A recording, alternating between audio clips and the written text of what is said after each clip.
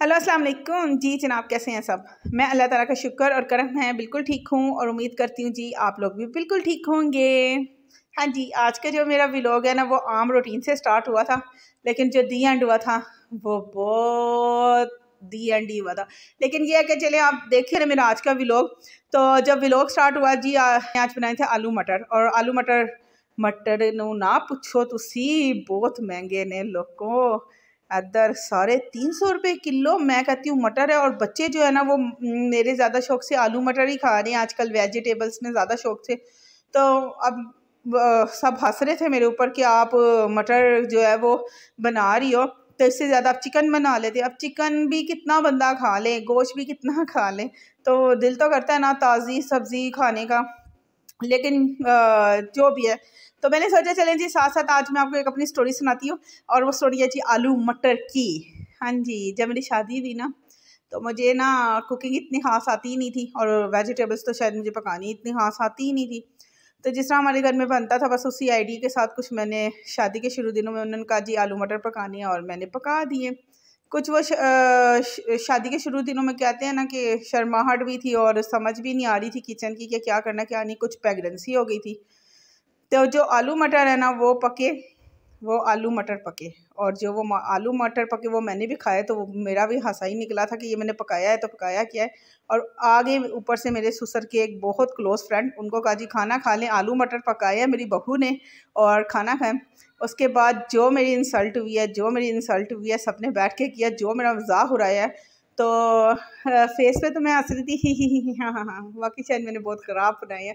दिल में जो है ना मेरे क्या कहते हैं शुलियाँ बज रही थी। और लेकिन एक ये बात था कि उस दिन मैंने बैठ के तहैया किया था कि आज जितना मजाक उड़ाना है ना उड़ा लो, दिल के अंदर कर रही थी। और मैंने कहा किसी ना किसी दिन बैठ के आप लोग भी मेरी तारीफ़ें कर रहे होंगे कि वाह वाह क्या खाना पकाया। और अल्लाह का बड़ा करम है और शुक्र है उस रज़ात का कि ये मेरी ज़िंदगी में दिन आया, और बहुत अच्छे दिन आए कि मेरे से अच्छा, एक टाइम ऐसा था कि मेरे से अच्छा खाना नहीं कोई बना सक रहा था, लेकिन यह है कि बाकी सब भी बहुत अच्छा खाना पकाते हैं। और मैंने देगों के देग पकाए, अल्लाह का बड़ा करम है, और बड़े लोगों ने फिर तारीफ़ें करके गए।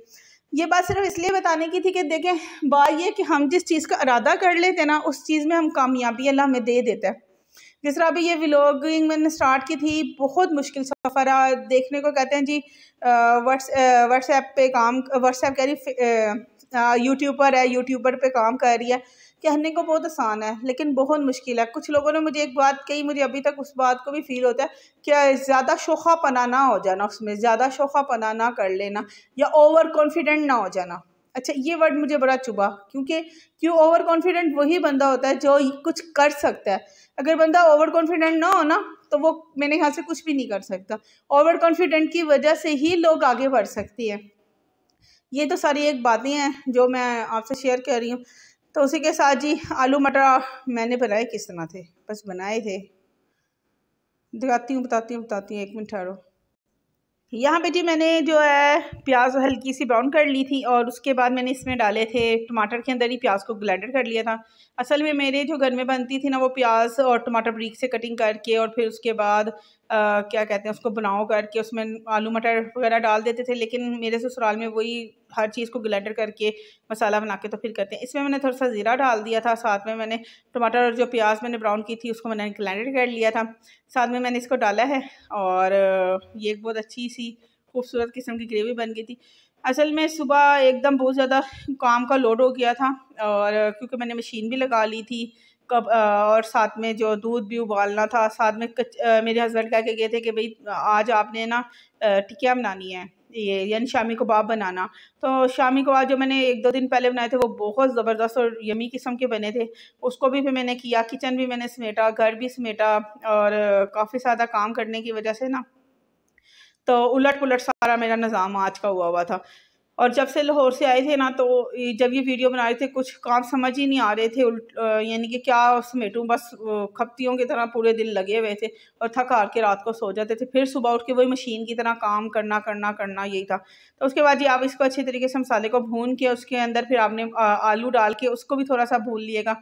और थोड़ी सी बस बना रही थी, बहुत ज़्यादा नहीं बना रही थी। आपको पता है सब्ज़ी इतनी शौक से बच्चे खाते ही नहीं हैं, खाते हैं लेकिन बहुत ज़्यादा शौक से नहीं बनाते। ये भी यकीन करें मैंने बनाई थी ना तो काफ़ी बच गई थी, क्योंकि बच्चे माशाल्लाह से ज़्यादातर गोश्त वगैरह इस तरह की चीज़ें ही पसंद करते हैं। इसमें साथ मैंने लहसुन अदरक डाल दिया था, चारों मसाले डाल दिए थे, जो नमक मिर्च हल्दी और सूखा धनिया। अच्छा आजकल पता नहीं मुझे क्या हो रहा है, इतनी मैं फास्ट बातें करना शुरू हो गई हूँ ना, जबकि बात करनी होती है स्लो स्लो स्लो स्लो। उसके बाद जी मैंने कहा चले साथ साथ मटर को भी छीलते हैं, तो मटर शटर छील के आती हूँ तो फिर मैं आपसे बात करती हूँ। साथ ही जी मैंने चिकन निकाला है, चिकन के साथ ही मैंने इसको कहा कि दाल डाली है, इसमें मैंने चारों मसाले डाले हैं और थोड़ा सा गरम मसाला भी मैंने पिसा हुआ ही डाला था। थोड़ी सी प्याज और टमाटर डाल के मैंने क्या कहते हैं चढ़ाई थी शामी कबाब का अमेज़ा। हाँ जी, शामी कबाब का अमेज़ा फिर मैंने डाला है और मैंने इसे फिर तैयार किया और मैंने कहा चलें साथ साथ में थोड़ी थोड़ी आपको शामी कबाब की भी रेसिपी बताती जाऊँ। और बस यही है कि कैमरे में सीधे पत्ते ही कर रही होती हूँ मुसलसल, तो ठहरे मैं इसको थोड़ी कटिंग करके आती हूँ। चलें जी, ये मैंने कहा कि जल्दी जल्दी मैंने इसमें कोई स्पून वगैरह यूज़ नहीं किया, फटाफट मैंने सारी चीज़ें डाली हैं और इसके बाद मैंने इसे रख दिया था। मैं इसको हल्की आंच पे, चिकन मैंने जितना मेरी जिस तरह आधा किलो दाल थी तो तकरीबन किलो एक चिकन था, तो वो मैंने डाल के इसको हल्की आंच पे पकने के लिए तकरीबन 5-6 घंटे पकता रहा। फिर उसके बाद बिल्कुल घुल जाती है ना, फिर आप यकीन करें आपके बहुत ज़बरदस्त किस्म की टिक्कियों का मज़ा तैयार हो जाता है। टिक्कियाँ ही कहते हैं, पता नहीं शामी को आप कहते हैं वैसे असल में, लेकिन हम इसे टिक्कियाँ ही कहते रहते थे। तो उसके साथ ही जी मेरा जो मसाला है वो भी भून चुका हुआ था और उसके बाद मैंने इसमें डाले आलू और मटर डाल के मैंने इसको अच्छे तरीके से बनाओ किया। उसमें फिर मैंने थोड़ा सा पानी डाल दिया था और फिर इसको मैंने हल्की आंच पे रख दिया था और फिर ये तकरीबन मेरा काम तकरीबन सारा ही सिमट गया। फिर मैंने कहा लो बच्चे आएंगे ना, चलो अच्छे से बना लेती हूँ। आलू जो है ना माशाल्लाह से वो काफ़ी ज़्यादा 5-5 किलो ला के रख देते हैं ना, मैंने कहा वो ख़राब हो जाएंगे, तो ख़राब होने से बेहतर है कि मैं पहले इसको कर लूँ, क्या कहते हैं संभाल लूँ। तो मैंने इसके बाद इसके फ्रेंच फ्राइज़ बनाना स्टार्ट कर दिए। इधर मेरे आलू मटर माशाल्लाह से तैयार हो चुके हुए थे। तो बस मैंने यानी कि आज के व्लॉग के अंदर ये बताना था कि भाई पता क्या बात होती है, बातें आप सुनते रहें, लोगों की बातें सुनते रहें। जब तक आप बातों सुनते रहेंगे ना, लोग कहेंगे वाह वाह कितना अच्छा बंदा है, और जिस नहीं आप बोलेंगे ना तो लोग कहेंगे अच्छा बंदा नहीं है। तो मेरी बस अब कभी कभी यही आदत रहती है कि मैं ज़रा कम ही बोलती हूँ, बस फिर दिल में तहिए करती रहती कि मैंने करना क्या है। तो चले जी, आज जो है ना असल में काम बहुत ज़्यादा, इसलिए मैंने कोई अच्छा बर्तन नहीं निकाला था, बस जो बर्तन आम यूज होते हैं इस्तेमाल में बस वही करती रही हूँ, ठीक है ना। उसके बाद जी मैंने इसको इधर रखा है और साथ में मैंने फ्रेंच फ्राइज तैयार किए हैं बच्चों के लिए। बस फ्रेंच फ्राइज जितनी देर में तैयार हुए उतनी देर में बच्चे आगे हुए थे। ये आलियान और हैदर वगैरह ऊपर खेल रहे थे और लगे हुए थे। साथ में शनाज भी आ चुकी हुई थी, कपड़े उन्होंने वॉश कर दी थी। मैंने कहा चल जल्दी बस कपड़े वगैरह भी दो, थोड़े से ही कपड़े थे, बच्चों के स्कूल के ही कपड़े थे। तो ये अपनी चीज़ें खा खू के इधर ही उधर रैपर शैपर फेंक चुके हुए थे। और इन्होंने मेरी टोकरी, एक तो मेरी कपड़ों वाली टोकरी के पीछे, हर टाइम मेरी कपड़ों वाली टोकरी के पीछे ही रहते हैं ये लोग। और यहाँ पे मैंने आपको दिखाया जी मेरी फ्रेंच फ्राइज तकरीबन तैयार हो चुके हैं। मैंने ज़रा मोटे मोटे मुझे अच्छे लगते हैं, मुझे बरीक बरीक फ्रेंच फ्राइज अच्छे ही नहीं लगती हैं, तो मैंने थोड़े मोटे मोटे से। और यहाँ पे आलू और मटन मेरा तैयार हो चुका हुआ था। और जो मेरी सब्ज़ी है, सब्ज़ी नहीं थी, ये थी शामी कबाब की रेसिपी, वो तकरीबन तैयार हो चुकी हुई थी। यहाँ पे हुरैन माशाल्लाह से तैयार हो चुकी हुई थी और कह रही थी कि आज भाई की है बर्थडे और मम्मा भाई को क्या गिफ्ट देना है। अभी तक कुछ भी नहीं पता था कि करना क्या है, और मैंने अभी उसकी सेलिब्रेशन किस तरह करनी है। माशाल्लाह से बड़ा हो गया, क्या ज़रूरत है इतनी इतनी बर्थडेज करने की, इसलिए मैंने इग्नोर किया हुआ था आज इसकी बर्थडे। फिर जी हुआ कुछ ये कि थक हार के मैं जाके लेटी हूँ, तो फिर नीचे से पैगाम आया मेरी क्या कहते हैं मदर इन लॉ का कि जी आज मेरे बेटी की जो बर्थडे है ना वो अच्छे तरीके से सेलिब्रेशन करनी है उसकी, और बड़ा सारा केक लेके आना है और साथ में बनाना है ज़रदा पुलाव।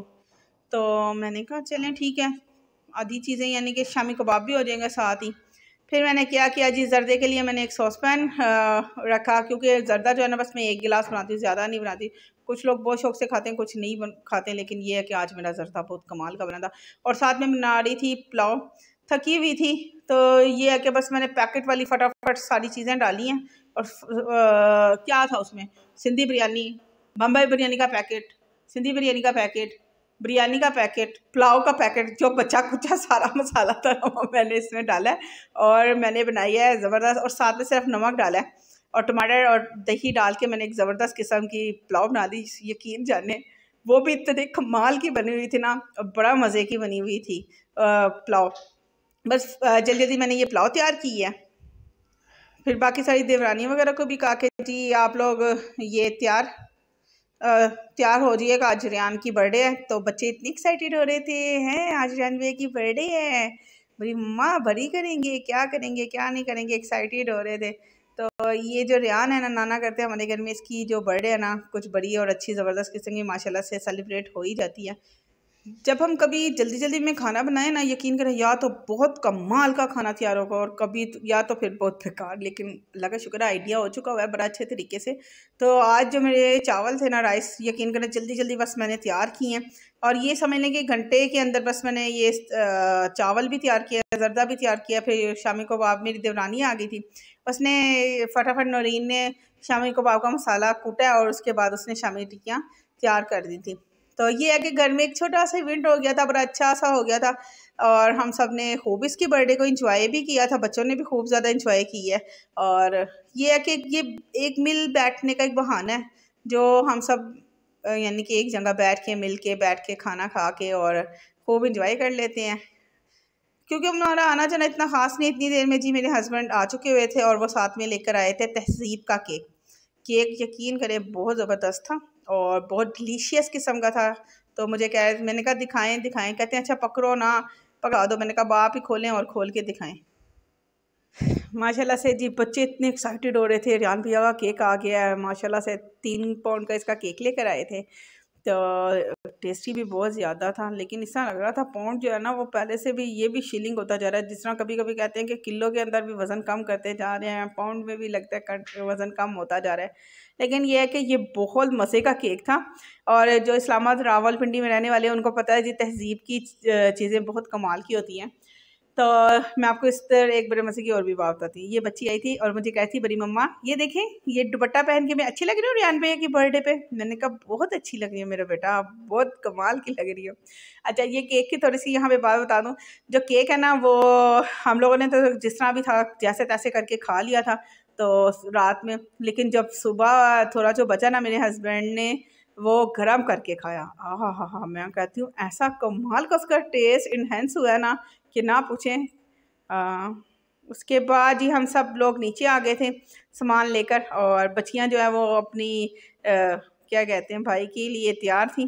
तो फटाफट माशाल्लाह से इतनी प्यारे कपड़े ड्रेसिंग करके आ गई थी। मैं सारा सामान नीचे लेकर आ गई थी। बस यही होता है कि अम्मी अबू के पास बैठ के खाना वगैरह खाएं और सब इकट्ठे बैठ के एंजॉय करें। पहले एक टाइम था कि हम सब इतना बड़ा दस्तरखान बिछाते थे माशाल्लाह से टीवी लॉन्च में और इकट्ठे बैठ के खाना खाते थे। तो साथ में मैंने कहा अम्मी आप भी आ जाओ उधर ही, क्या कहते हैं अब्बू के पास ही कमरे में आ जाइए। अम्मी साथ वाले कमरे में बैठी हुई थी। मैंने कहा आप भी अब्बू वाले रूम में ही आ जाइए, बस सेलिब्रेशन करते हैं बर्थडे की। ये यहाँ पे दादी पोती की अपनी एक अलहदा स्टोरियाँ चल रही थी। और दी एंड जी हम आखिरकार अब्बू के कमरे में पहुँचे हैं और यहीं पे फिर इसी कमरे में हम बैठ के सब खाना भी खाते हैं।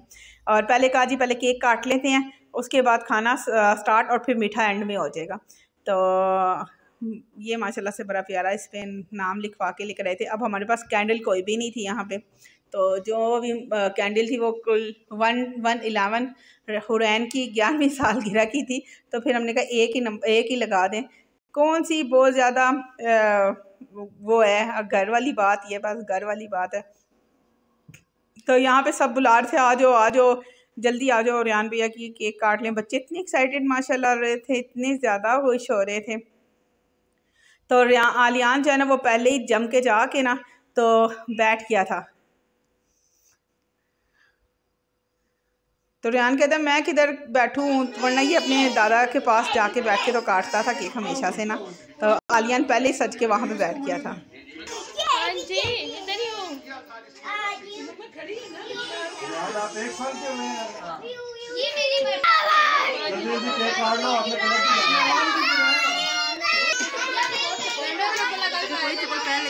यार आप खुला कल पहन लेना यार, आप क्यों रो रहे हैं यार, आपकी भी आ जाएगी पूरे 1000 रुपये चला दिए। हैप्पी बर्थडे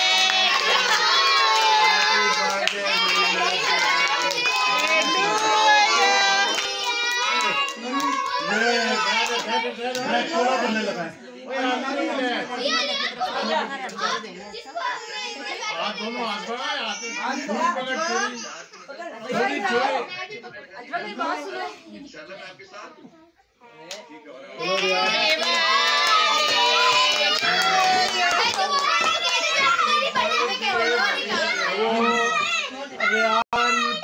मारे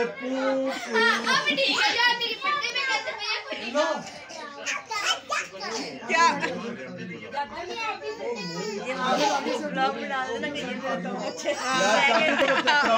जो अम्मी ने रात को ख्वाब में देखे थे वो आज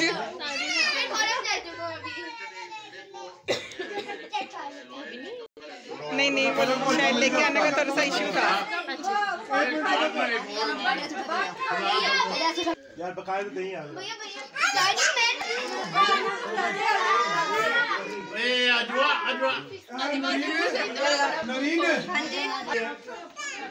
चलो दस्तरखान लगा लो।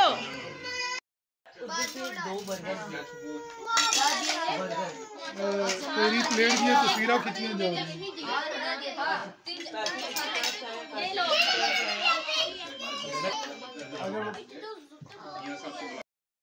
सुबह से काम करते करते फिर दोबारा भी आप यानी आप काम समेट रहे होते लेकिन काम सिमटते ही नहीं है और बढ़ता जाता है।